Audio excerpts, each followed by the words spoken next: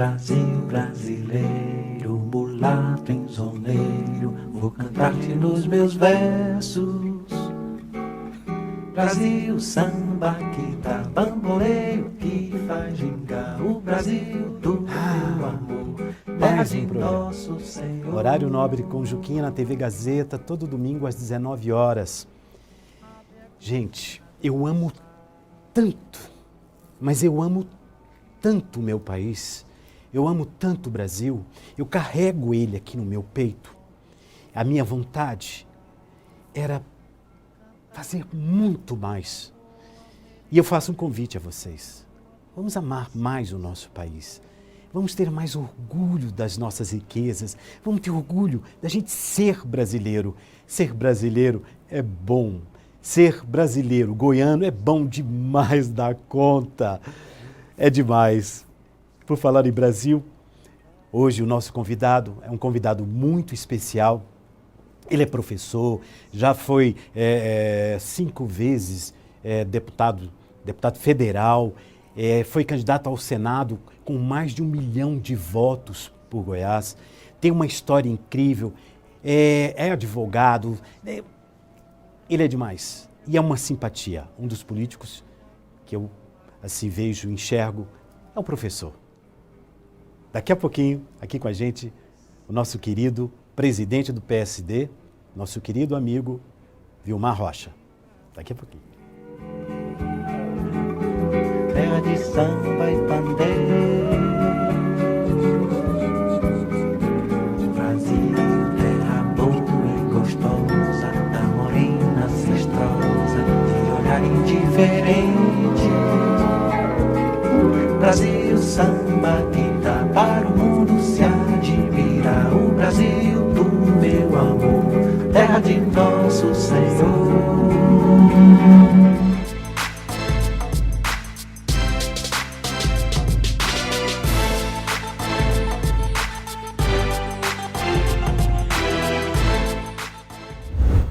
Olha só que história bonita e importante para o Brasil.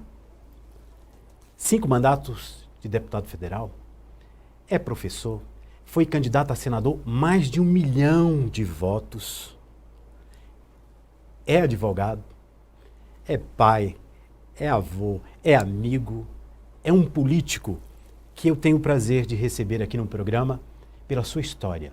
Uma história bonita, uma história que enche a gente de orgulho. Eu, particularmente. Vilmar Rocha, boa noite. Boa noite. Muito obrigado, Juquinha. É um prazer estar aqui também.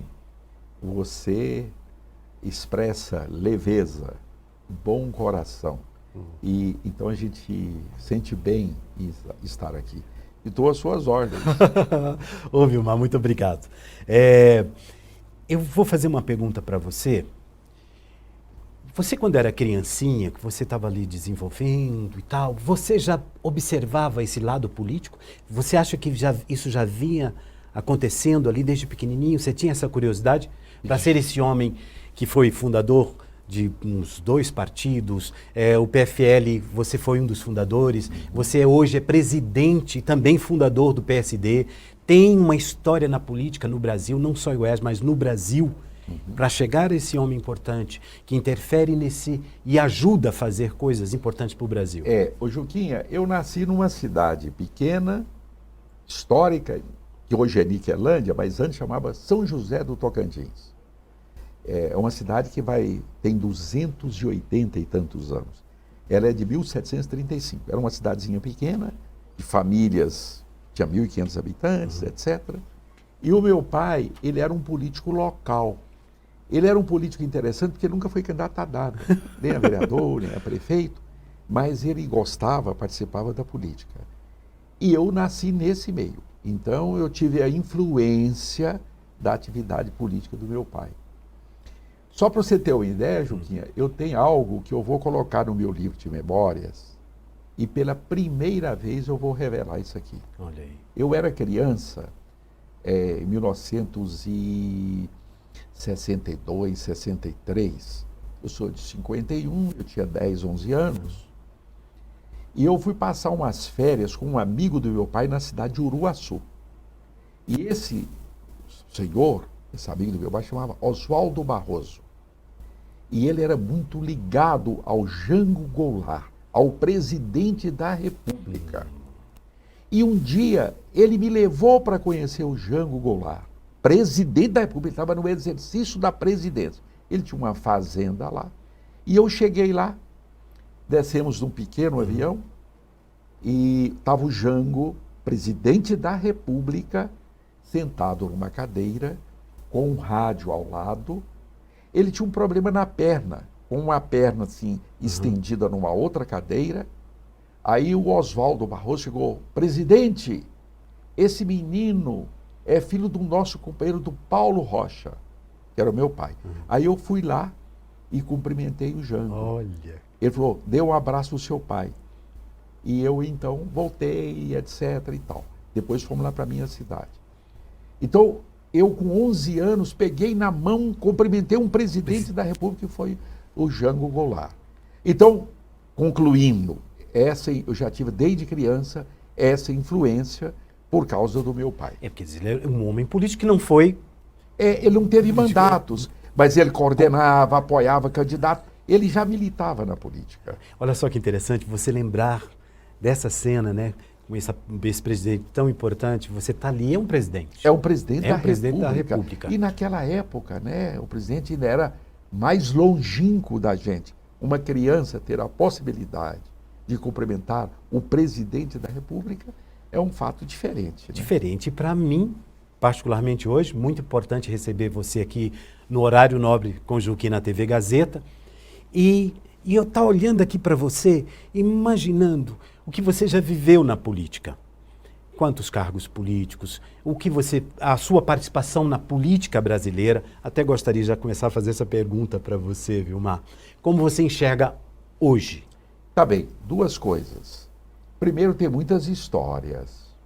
Muitas histórias. Porque, na verdade, Juquinha, o mais essencial da política está nos bastidores. Muitas coisas que não são reveladas nos bastidores. Então, realmente, eu participei da política nacional, da política estadual. Então, tem muitas histórias de bastidores interessantes. Mas eu faço uma brincadeira. Que quando eu ficar velho, daqui 20 ou 30 anos, eu vou escrever um livro de memórias e aí eu vou contar essas histórias de bastidores. Né? São histórias tenebrosas, histórias difíceis, mas coisas positivas também, coisas alegres. Agora, a minha geração tinha muito mais gente comprometida com o interesse público relevante. É por isso que eu sempre digo o seguinte, que é uma falácia na minha avaliação essa história de nova e velha política. O certo é a boa e a má política, que sempre existiu, existe e vai continuar existindo, a boa e a má política. Não é a história da velha e da nova política. Mas como é para você passar por tudo isso? Né?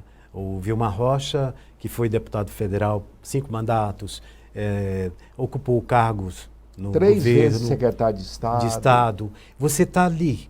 Quantas vezes você teve... tinha a oportunidade de falar, mas que você dava a sua opinião e as coisas não aconteciam. Isso na política é muito difícil. A política é o seguinte, algumas coisas são regras que você tem que ter para ter uma vida pública longeva. A primeira é paciência, ter paciência. A segunda é a capacidade de ouvir. É diferente escutar e ouvir. Escutar é o barulho, ouvir é você ouvir e refletir, analisar aquilo que você está ouvindo, aquilo te tocar. Então isso é muito importante. Outra coisa muito importante é nunca você perder a credibilidade, a confiança. A popularidade eleitoral, ela vai e vem, depende da circunstância, depende do momento. Você só não pode perder a credibilidade, a confiança. Isso não é só na política, não. Na relação pessoal. Eu posso até discordar, às vezes, de você, Mas eu tenho que confiar em você para quê? Senão não funciona. A relação não é autêntica, não é verdadeira, né? Então, é claro que a gente também tem muitas frustrações, muitas coisas que a gente desejaria que acontecessem, que não acontecem, né? Como é na vida real, né? O professor Vilmar, você tem essa força do professor. Você fala, a gente fica olhando para você e quer escutar. Sabe o contador de história? Sabe aquele cara que a gente quer seguir, tipo assim, poxa, eu quero te ouvir. Você tem muito isso. E você escuta, né? Você presta atenção nas pessoas. Eu já vi você em alguns movimentos, não só políticos, mas assim de reuniões, batendo um papo. A sua atenção. Esse é um fato importante quando você fala ou da velha política ou da nova política. Na verdade, é um ser humano. Você é um ser humano. Eu tenho um orgulho de algo. E é o seguinte, eu toda a vida, eu tratei as pessoas com igualdade. Eu me lembro que uma época no meu escritório, tinha uma pessoa querendo falar comigo, a secretária atendeu, isso tem muitos anos atrás, e falou comigo, deputada, ela está aí, mas ela estava querendo um assunto lá qualquer, mas é um assunto muito pequeno, eu vou encaminhar ela para uma outra pessoa atendê-la. Eu falei, não, eu quero falar com ela pelo seguinte, o que parece pequeno para você pode ser tudo para ela. Nossa. Né? Então eu quero atendê-la. E muitas vezes, Juquinha, as pessoas não querem, sabe que você pode não resolver o problema, mas ela quer contar o seu problema, ela quer às vezes desabafar, ela às vezes quer ser ouvida. Só de você ouvi-la, dar atenção, ela já se sente satisfeita. Às vezes você não tem, ninguém tem como resolver todos os problemas. Então, isso a gente vai aprendendo ao longo da vida. Há uma discussão hoje no Brasil e no mundo sobre políticos elders, mais velhos que estão na política. O legal é ter gente mais velha, gente mais nova, etc. Eu não vou entrar nisso, não. Mas eu vou te interromper. Você sim. tem uma coisa do jovem que você consegue entrar nos lugares. Se estiver tocando rock, você está ali. Se estiver tocando uma música, sei lá, qualquer movimento musical, você está presente. Você é muito jovem. Mas deixa eu concluir. A senioridade, ela tem uma vantagem que é um alto grau de serenidade que a vida dá a gente. E a serenidade leva à paz. Então essa é uma vantagem de um político mais vivido, mais experiente, que ele já passou por aquelas dificuldades, aquelas tensões da vida.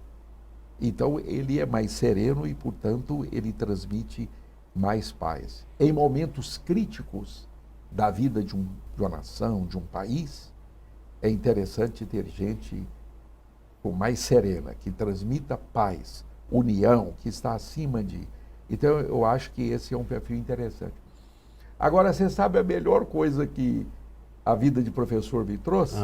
Uma vez eu me lembro, eu estava muitos anos atrás, num comício, naquela época tinha comício, aí eu desci, estava um rapaz lá, um radialista, aqueles gravadores são grandes, e eu desci assim do palanque, ele ligou o gravador, eu quero fazer uma pergunta para o senhor. Eu achei que ele ia fazer a pergunta sobre... Aí ele ligou e falou assim, por que o senhor é um político alegre? Eu levei o maior susto, eu não esperava nunca essa pergunta. Aí eu respondi, porque eu sou professor. Porque o jovem, normalmente, ele tem algumas características. Ele é alegre, ele é irreverente, né? Ele é alegre, ele é irreverente, e você tem que entrar na vibe dele, você tem que estar atualizado, porque senão você não vai comunicar com ele. É na vibe mesmo. É na vibe dele mesmo, do aluno, né? Mas uma das coisas que a vida de professor me trouxe é um pouco de alegria, de bom humor. Como é que você vai... Pensa você estar numa sala de aula e entrar um professor carrancudo, fechado, formal demais. Isso não comunica. Então, eu aprendi isso como professor. Você traz na sua história de tantos anos na política, que uma das coisas que não só eu, mas o povo, as pessoas perderam um pouco essa vontade até de votar, né? É preocupado com o que alguns políticos, que todas as áreas a gente tem aquele bom e aquele mal político, né? E na sua história a gente não vê, se você faz uma pesquisa da sua vida como político, como professor, a gente tem comentários que as pessoas, os alunos se apaixonam realmente por você. Mas e na política? Como é você sobreviver durante esses anos todos e passar por pessoas e por políticos que são políticos que desejam, na verdade, o seu bem-estar? Eu quero isso, eu vou fazer isso, vou me corromper, vou ver... Você passar ileso disso. Juquinha, a vida é escolhas, né? Uhum. Você tem que fazer escolhas. Sempre a gente tem que estar fazendo escolhas. Às vezes você faz escolhas certas, às vezes você faz escolha errada e tal. Mas na política eu fiz uma escolha, que foi de manter, naturalmente, uma integridade. As tentações são grandes, viu? Na verdade, eu fui 2 vezes deputado estadual e 5 federal e 3 vezes secretário de Estado. É uma vida pública longa. Longa. E eu nunca tive, graças a Deus, problema nenhum com esse assunto, né? Irregularidades, nada. Então é o seguinte, a política, ela exige uma ação. Só que essa ação tem que estar revestida de determinados valores, de determinados conceitos, de determinados princípios. Porque senão você fica uma folha solta ao vento. Você tem que estar referenciado em determinados conceitos, em determinados valores e tudo. Naquela hora que a tentação aparece, você tem que dizer, olha os meus valores, olha as minhas escolhas, olha os meus conceitos. E aí você faz. Às vezes, eu uso uma expressão, ela é uma expressão forte. Às vezes você tem que colocar a mão na lama. Mas você nunca pode deixar a lama entrar dentro de você. Aí você está perdido. Às vezes, você tem que conviver com pessoas ou com situações difíceis que você não concorda, que você não aceita, mas faz parte da vida. Você não pode jamais deixar isso entrar dentro de você. Então, isso é fácil? Às vezes não é, porque, como eu estou dizendo, as tentações são grandes. Isso não é só na política, na vida real, mas você manter uma linha de determinados conceitos, de determinados valores, é muito importante. Hoje eu me sinto, e eu acho que fiz a escolha certa, porque a minha paz interior é tão grande com relação a isso. E você passa isso pra gente.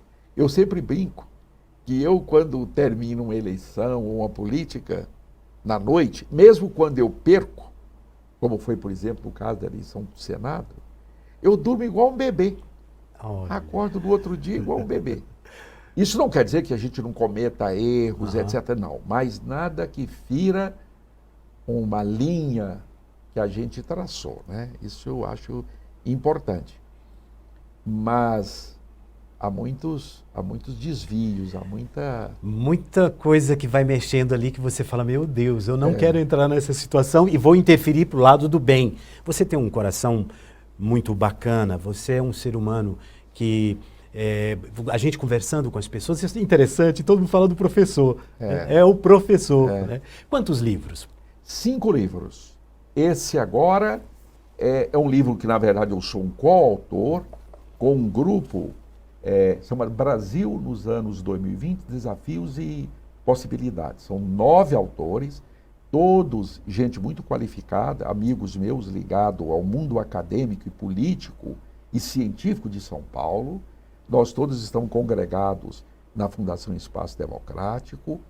E esse livro ele trata de política, economia, ciência e tecnologia, comunicação política pelas redes sociais, política externa e pandemia, atual pandemia. É uma análise, são ensaios bem elaborados, bem refletidos, sobre esses temas, sobre a realidade atual do Brasil e as perspectivas para frente. Porque hoje, Juquinha, a comunicação política, através das redes sociais e da internet, ela é muito superficial. Não é fake news. Mesmo a comunicação que não é falsa, ela é muito rápida, ela é muito superficial. E isso não dá à pessoa um conceito, uma opinião formada e tal. Então, esse livro é nessa direção.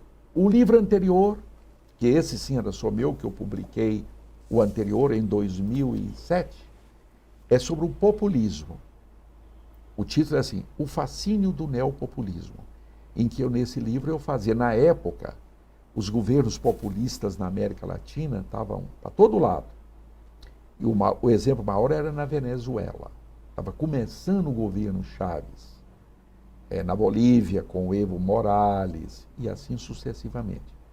Então, o meu livro era um alerta contra esses regimes populistas que iam levar esses países ao desastre. Porque sempre o populismo é uma doença da democracia. E ela é cíclica. E o que é a essência do populismo? É um líder político que é uma estratégia política para você chegar ao poder e manter no poder. Ele não tem conteúdo ideológico. Você pode ter um líder populista de esquerda ou de direita. É apenas uma estratégia política. E ela é um discurso falso. Ela promete à sociedade, ao povo, aquilo que ele não pode cumprir. Mas que naquele momento empolga as pessoas. Principalmente quando os países estão numa fase de crise. Crise política, crise econômica, crise social, crise moral, ética. As pessoas estão em crise, chateadas, inseguras, aí aparece um líder salvador e promete resolver numa paulada aqueles problemas. Então, isso é o populismo. É prometer soluções fáceis para assuntos complexos, que não vai resolver. Eu agora estou trabalhando a publicação de um novo livro, uma revisão desse livro de 2007, já estou trabalhando, sobre o populismo agora. Ele saiu da América Latina e é um fato mundial. Veja o caso do Trump. O Trump é um líder populista. E a verdade tem que ser dita. O Bolsonaro é um líder populista. Uau, bom demais, professor. Você tem tanta coisa, professor, que eu fico aqui observando, escutando essas histórias, seu depoimento, livros, e é muito importante. O Brasil, eu amo o Brasil. Já já a gente volta. Já já a gente volta. Daqui a pouco a gente volta.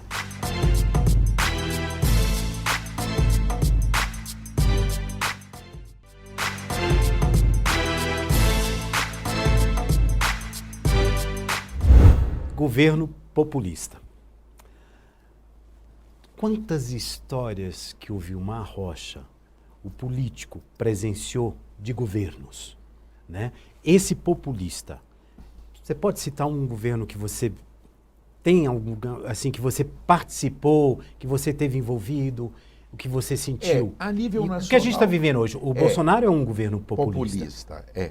Primeiro, esses governos populistas, se eles não mudarem a maneira de ser, o fim, a sua ação política, o exercício do mandato, o fim costuma ser trágico para eles ou trágico para a sociedade. Porque como é algo artificial, chega um determinado ponto que todo mundo percebe que é falso, e aí a sociedade deixa de apoiar. Eu poderia citar um caso do Jânio Quadros, né? Que foi um presidente que foi eleito numa onda populista, dentro dessas circunstâncias em que o populismo medra, a sociedade, uma crise ética, política, e vem a figura do Salvador. Ele foi eleito e 7 meses depois ele renunciou ao mandato e mergulhou o país numa crise, e essa crise, em função disso, é que veio o regime militar. Um outro governo populista foi o Collor de Mello, que também veio com um discurso, uma proposta moralizadora, populista. 2 anos depois ele foi impeachado. Então, e a nível internacional você tem vários exemplos. No caso na América Latina, o caso do Chaves é um exemplo, saiu mal. A Venezuela era um país que tinha uma tradição democrática e mergulhou a Venezuela nesta crise imensa. Juquinha, quase 7% da população da Venezuela saiu da Venezuela. A Venezuela tem por volta de 30 milhões de habitantes, 7%, 6 a 7% deixou o país. Só para a Colômbia foi 1 milhão de venezuelanos. Para o Brasil e para muitos outros países. É uma crise muito grave no país, né? O caso da Bolívia agora com o Evo Morales, que foi deposto e etc. E de muitos outros exemplos. O nosso caso no Brasil, hoje, como você enxerga? No nosso caso é assim. Aqui nós talvez não terminamos tão mal, porque as nossas instituições são fortes. O Congresso, com todos os problemas, ele tem força. O Judiciário, com erros ou acertos, mas é uma instituição do Estado. Nós temos uma imprensa livre, profissional e independente no Brasil. Nós temos um empresariado forte, um empresariado globalizado. Nós temos outras instituições do Estado bem estruturadas, como a Polícia Federal, como o Ministério Público. Então, essas instituições balizam o processo político e não deixam o trem sair do trilho, que não há ruptura. E no Brasil houve tentativas nesse sentido, é público e notório, e as instituições reagiram e não deixaram o trem descarrilhar. É o que está acontecendo claramente agora nos Estados Unidos. Se as instituições, a justiça, o Congresso não reajam, poderiam ter levado aos Estados Unidos a uma enorme crise política, institucional, econômica e social. A democracia, muita gente fala, falar de democracia, eu quero saber de comida no prato, eu quero saber da minha vida do posto de saúde, Não, a democracia é tão essencial quanto isso. O que é a democracia? É você não ter medo, é você ter liberdade, é os seus direitos serem respeitados. E nesse sentido, no Brasil, nos últimos anos, nós tivemos um grande avanço na condição da mulher. A mulher, o respeito aos direitos das mulheres, mesmo essa... Desculpa te interrompendo, já te interrompendo. As mulheres, você é um incentivador, você é presidente de um partido, né? Você agora mesmo tem uma vereadora do PSD. Duas, né? Quase 3. Que foram eleitas. E você tem você dá essa força para a mulher. Se nós pegarmos no mundo inteiro a grande revolução social que houve nos últimos 100 anos no mundo, foi a emancipação da mulher. No mundo. É claro que ainda existem países que têm muita restrição, muito preconceito, muito machismo, ainda existe, mas pega a condição da mulher há 100 anos atrás e pega hoje, inclusive no Brasil. Ah, mas tem muito feminicídio hoje. Você sabe o que é isso? É ainda uma reação tardia de uma cultura machista que está nos estertores, porque a força da sociedade é muito grande. É muito grande, mas a sociedade... Então nós tivemos um avanço civilizacional nisso e precisamos continuar. Então, a democracia, os direitos, a garantia de direitos, a civilização evoluiu e nós não podemos deixar que apareçam líderes que preguem, que professem um retrocesso nesse avanço cultural, civilizacional que nós tivemos. Sua visão pelo lado cultural. Você é um político que sempre apoiou muito o artista, vai a eventos, cinemas, festival, teatro, você está sempre presente. Uma coisa que sempre nós, os artistas, eu me considero um artista, sou um ator, 46 anos de carreira, teatro, televisão, cinema, vivi e vivo muito próximo do nosso artista. E a gente tinha sempre uma conversa. Por que a nossa classe é tão sofrida? Por que a nossa classe, às vezes, não é respeitada, não só pela política? Como que você enxerga hoje, por exemplo, a cultura? Como ela está em relação à política, os artistas? Você olha um político relevante. Se ele não tiver sensibilidade e compreensão para a importância da cultura, desconfie dele. Fala, olha, esse cara não está num caminho bom. Né? Um exemplo que eu gosto muito dele é o seguinte, hoje, às vezes você esqueceu, você não sabe o nome de reis, de imperadores, de presidentes da República, mas você nunca não esquece os nomes dos grandes expoentes da cultura. Eu não sei, por exemplo, quem era o rei, o imperador na época do Shakespeare. Mas você sabe eu dele, lembro né? de Shakespeare. Eu estou convivendo com Shakespeare. Exatamente. Pô, Maquiavel. Dá licença, demais. Outra, Maquiavel. Maquiavel escreveu uns 4 ou 5 livros. O Príncipe foi publicado em 1513. Portanto, há 507 anos. E até hoje nós falamos em Maquiavel. Essa história do príncipe, né, que de repente você não sabe, mas a história te traz, a história do artista que fica. Do intelectual que ficou, do que ele escreveu, do que ele produziu, que é o caso do Maquiavel. Né? Vamos aqui para o nosso Goiás, aqui para o nosso Cerrado. Vamos citar 2 exemplos, Cora Coralina e Bernardo Ellis. São 2 dos principais expoentes da nossa cultura. Esses dias eu fiquei feliz.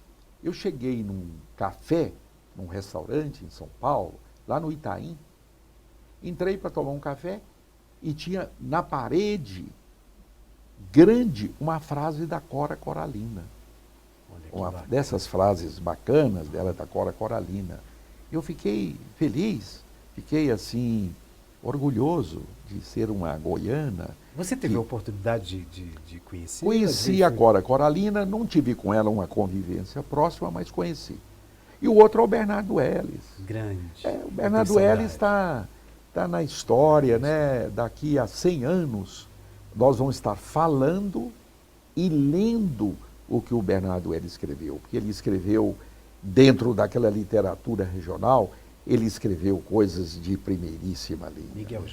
Miguel Jorge, não, o Zé Mendonça Teles e muitos outros. Né? O Zé Mendonça Teles, por exemplo, eu convivi com ele, fui amigo dele, fomos colegas da universidade, como professores. Eu, inclusive, ajudei muito, porque ele, além de ser intelectual, ele era um promoter, ele promovia a cultura. Né?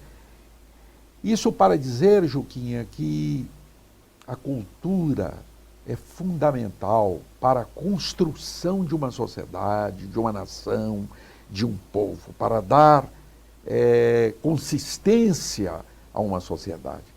Então a gente tem que ter sensibilidade para esse setor. E esse momento que a gente está vivendo nessa pandemia, você observa que a cultura, o artista, ele entrou muito na vida das pessoas que ficaram em casa, através do cinema, do teatro, da televisão, das novelas, de tudo. Das séries. As séries, então, estão arrebentando. E isso tem muito a ver com o quê? Com o artista, das com a lives, cultura, das lives. Isso pegou, né? Vai até a casa da gente e dá um conforto, um alento para a gente, né? São as informações que a gente acaba recebendo dos artistas. Mas, politicamente, você passou por vários momentos dentro da cultura. Hoje, como você enxerga hoje o Brasil? O movimento cultural? Os artistas, tem um tal de extrema direita e extrema esquerda, né? Os artistas vão ali, alguns vão para os caminhos mais... Né? Todos têm a liberdade de ter as suas opções Exato. ideológicas, pessoais, etc. E essas desavenças entre as pessoas por conta disso? Agora, eu noto que a cultura está aí, os artistas estão aí, mas eu não noto muita sensibilidade por parte do poder público, nesse momento, do Estado brasileiro, com relação a um apoio mais efetivo ao movimento cultural. E, além disso, também, há uma radicalização ideológica, que ela não é bacana, ela não é produtiva, ela não é construtiva, essa radicalização ideológica. Você tem que respeitar as diferenças das pessoas em quaisquer campos, inclusive no campo ideológico. E o Estado não pode tomar um lado. Ele tem que dar liberdade às pessoas de ter as suas próprias convicções. O Estado não pode ter um lado, nem do ponto de vista ideológico, nem do ponto de vista religioso. O Estado é laico. O Estado não pode ter uma religião. Quem tem religião são as pessoas, a sociedade. O Estado não pode tomar partido disso, ele tem que deixar que as pessoas individualmente tenham a liberdade de professar aquela religião que ela entende ser a melhor. Respeitar isso, mas não pode tomar partido. Esta radicalização ideológica e o Estado tomando partido a um lado ou de outro não é construtivo para uma sociedade que quer construir uma sociedade livre. Não é. Então nós estamos tendo esses problemas no atual momento, mas nós no Brasil nós já temos uma consciência crítica forte. Nós vamos superar isso. Né? Nós vamos superar isso. Mas eu queria voltar aqui, você falou assim, eu amo o Brasil, nós amamos o Brasil. Então eu queria contar a história de um líder, de um homem de Estado dos anos 50, que ele disse assim, e eu quero repetir, eu tenho uma amante. Só que esta amante, ela é infiel, ela é perigosa, ela é imprevisível. Quem é essa amante? É o Brasil. Nós amamos o Brasil. Eu até falei isso no dia que eu lancei esse livro. Esse é um esforço de pensar o Brasil, de apresentar alternativas, de fazer análise, pensando em melhorar, em que o país seja melhor, que a qualidade de vida seja melhor, e etc. Como então, a gente está sendo conduzido pelo nosso político maior, nosso presidente. Como você disse, nós temos a mesma amante. Nós temos a mesma amante, que é o Brasil. Né? As pessoas falam, todo mundo fala assim, eu amo o Brasil. Pois mas o que eu quero para o meu país? O que eu faço para melhorar o meu país? Há pouco eu fiz uma entrevista de duas mulheres maravilhosas, cheguei a comentar isso com você. São de Anápolis, que é a Beth e a Brenda, que fazem um trabalho da ONG Compaixão Internacional. Faz um trabalho, começou em Anápolis e hoje estão em 17 países. A gente se movimenta para ajudar, a gente se movimenta, a gente está sempre se movimentando. E tem muita gente nessa vibe. É mais do que a gente pensa. É dar notícia de coisas boas. Né? Algumas são anônimas, Exato. mas tem muita gente remando a favor do lado certo. É por isso que a gente tem que ter esperança, confiança e fé de que a sociedade é maior do que o Estado, é maior do que os governos, é maior do que os políticos. A sociedade é maior. Ela é que tem que conduzir isto. E a sociedade democrática, num país democrático, ela dá oportunidade que a sociedade tenha o comando disso. Até mesmo pelas eleições. A gente sabe que daqui a tanto tempo vai ter eleição, o ano que vem vai ter eleição. O professor sai candidato? Não sei, está bem cedo, né? Está bem cedo assim. Depende muito das circunstâncias. Porque você teve mais de 1 milhão de votos. Para o Senado. Né? Foi deputado federal foram 5 mandatos, deputado estadual 2 mandatos. A gente, na verdade, nós precisamos de políticos, de bons políticos, né? Para a gente realmente fazer da nossa história, do nosso país, um lugar melhor. esse poder político ele sempre vai interferir. Na eleição de 2018, isso ciclicamente ocorre. A sociedade chutou o balde. Ela estava tão incomodada, tão revoltada com a corrupção dos governos, com os privilégios dos políticos, do judiciário. Ela chutou o balde. Agora, isso ocorre ciclicamente, não é a primeira vez, não. Agora parece que as pessoas estão atrás de coisas políticos e de representações mais consistentes. O ano que vem, o que você enxerga? Eu acho que vai ser nessa linha. Políticos mais moderados, mais confiáveis, políticos que realmente tenham compromisso com a sociedade, que não são... como é que chama negócio de encantador de serpente? Políticos não sejam encantador de serpentes. Ou seja, que falam a verdade. Né? Às vezes nem não é a verdade que a maioria quer ouvir, mas é a verdade. Né? Então eu acredito que a eleição de 2022 caminhará nessa direção da moderação, da responsabilidade, de um compromisso sério mesmo com o país, inclusive de falar as verdades. Né? Isso é muito importante. E não ficar vendendo ilusões, promessas sem consistência, apresentando soluções fáceis para problemas complexos. Professor Vilmar, como é ser político e de repente você tem o seu amigo ali, ou companheiro de partido, ou de outro partido, e você vê um cara colocando um dinheiro na cueca, ou guardando o dinheiro dentro de um apartamento, sabe, se envolvendo na corrupção. Isso deve mexer muito com você. E você acha que teve uma queda? A corrupção caiu? Ela continua, essa corrupção? Ela continua? Corrupção existiu, existe e vai continuar existindo. E continuar existindo. Isso é no Brasil e em outros países do mundo. E não é só na política. Em outros setores da sociedade, também, isso é humano, é da natureza humana. Agora, na política isso me incomoda muito. Até porque muitas pessoas têm uma tendência de generalizar. E isso é um perigo, isso é um risco. Porque na medida em que coloca todo mundo no mesmo balaio, você desprestigia, desvaloriza os bons políticos, que são necessários e fundamentais para a sociedade. Quando abri o programa, falei das suas qualidades, do político. Estou me sentindo honrado em entrevistar você, e isso está dentro de mim. E quem está em casa também tem essa vontade de estar falando com um político que tem uma história bonita, um trabalho digno na política. A gente está chegando no final do nosso programa. Tem muita coisa que a gente pode fazer, estamos juntos. O programa está à sua disposição aqui. Qualquer coisa que você precisar e quiser discutir, nós estamos aqui. Ou mandar uma mensagem, algum projeto no professor, algum novo livro.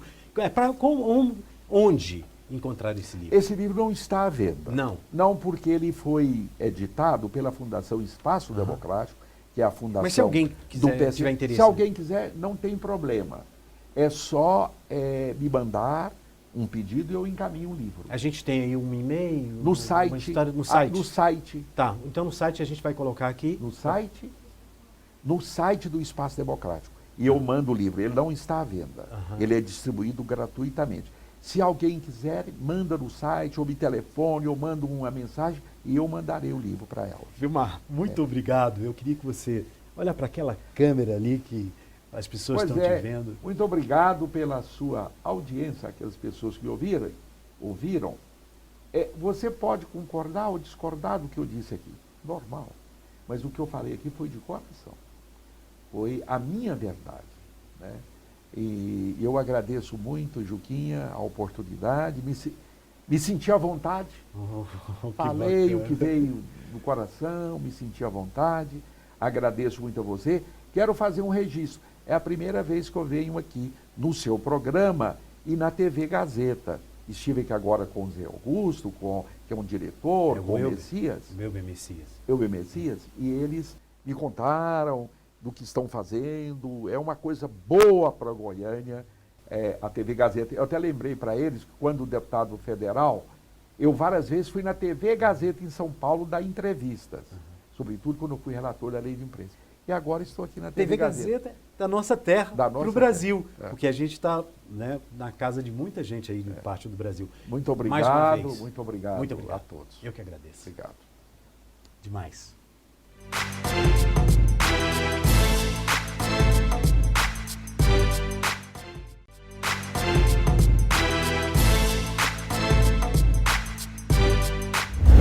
Horário da lei.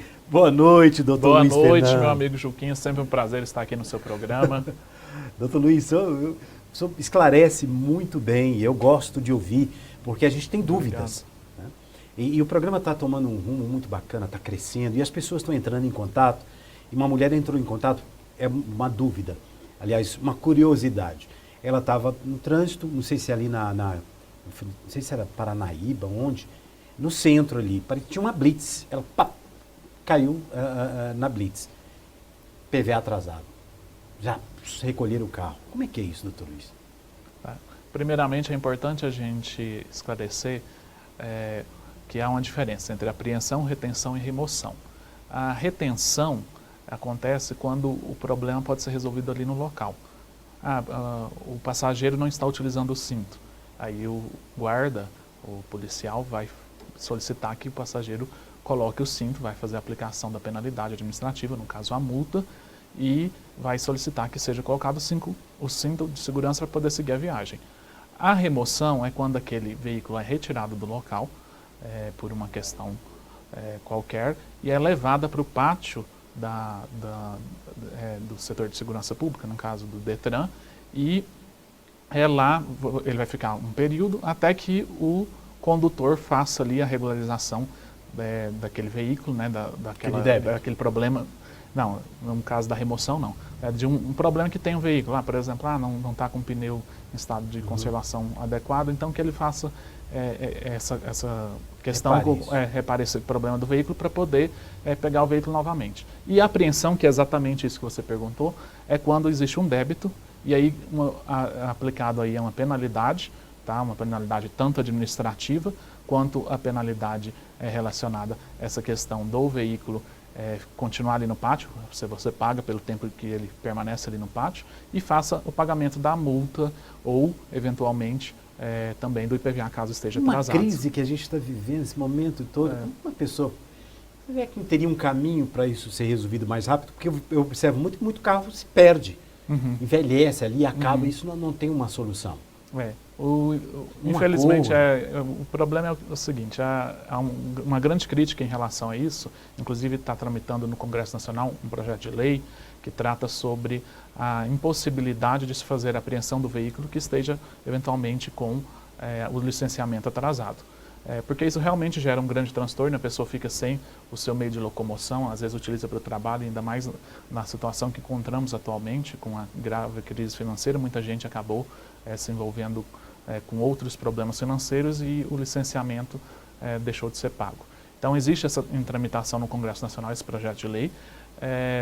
A grande crítica que se faz é que o Estado poderia utilizar de outros meios de coerção para poder conseguir obter o pagamento dessa dívida, como, por exemplo, entrar com ação judicial em face do devedor e não fazer a apreensão do veículo. Então, o devedor que já estava com a situação econômica difícil, ele acaba ficando numa situação mais difícil, porque está sem o seu meio de locomoção, sem o meio que ele poderia estar utilizando para estar ganhando dinheiro.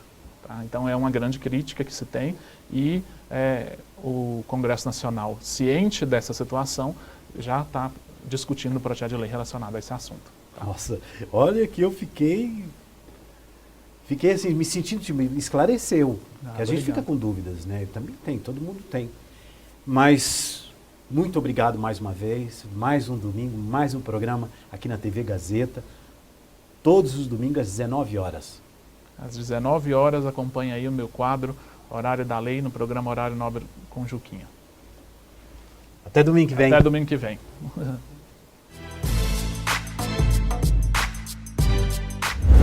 Mais um programa finalizado, bacana, entrevista que esclarecedora. Mas eu não posso deixar de falar da Gentleman. Olha só, olha aqui, gente. Presta atenção, que bacana. Todos os domingos, sempre com visual novo, uma roupa nova, tal. Aqui não muda muito, mas a roupa muda muita coisa. E também falar do nosso cenário. Rosângela Carlos, muito obrigado a você, a sua equipe, a todos que participaram dessa montagem tão especial que é o nosso cenário. E logo agora, daqui a pouco nós temos um programa, que é o nome do programa, só para uma produção, o nome do programa? Mesa Esportiva. Mesa Esportiva. Lá tem o João Reis, tem mais... Tá muito bacana. Você não pode perder. Até domingo que vem, se Deus quiser e Ele quer. Samba que dá bamboleio, que faz gingar o Brasil do meu amor, terra de nosso Senhor.